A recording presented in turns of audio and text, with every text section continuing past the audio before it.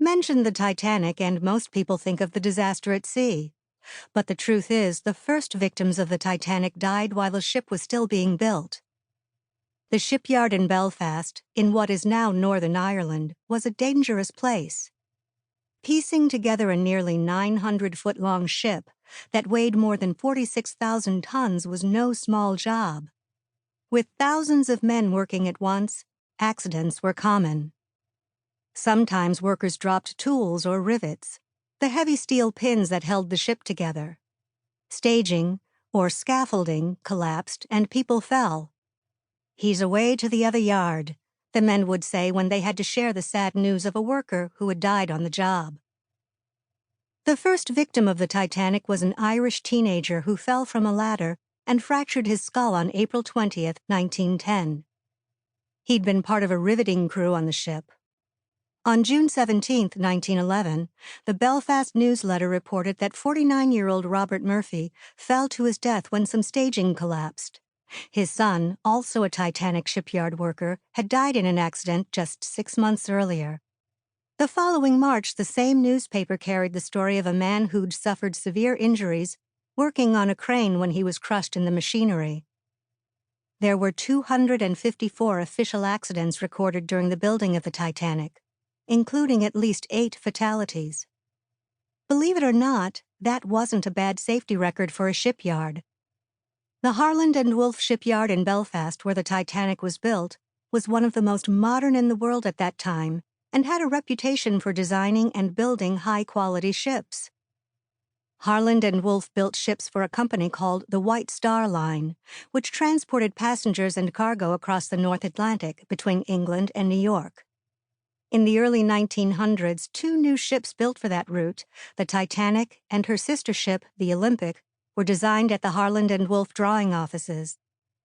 The architects drew up plans in big rooms full of long tables and natural light. The goal was to lure wealthy passengers from other shipping companies to the White Star Line with a promise of luxury instead of speed. The shipbuilding project launched in 1907. Because the Titanic and the Olympic were so big, 2 new slipways had to be built at the Belfast shipyard before construction of the ships could even start. The project required new machinery too, a 200-ton floating crane to lift engines, boilers, and funnels for the great ships. Then workers constructed a steel gantry, an enormous structure with cranes, elevators, and walkways. This scaffolding from which workers would build the Titanic and her sister ship could be seen from all over Belfast. The building of the Titanic began with the laying of the ship's keel in March 1909. That's the backbone of the ship. The rest of the vessel would be built around it. Next came the frames, sticking up like ribs, and eventually steel plates to cover the ship's skeleton. These were held together by rivets, and workers pounded in 3 million of them before the job was done. If you were a young shipyard worker, you might have been part of one of these riveting teams. They were usually made up of 3 or 4 men and a boy. The young person's job was to heat a rivet until it was red hot, take it from the furnace with pincers, and rush it to the area where the other riveters were working. Then the boy, or sometimes another worker called the holder-on, would put the heated rivet into the hole where the steel plates overlapped.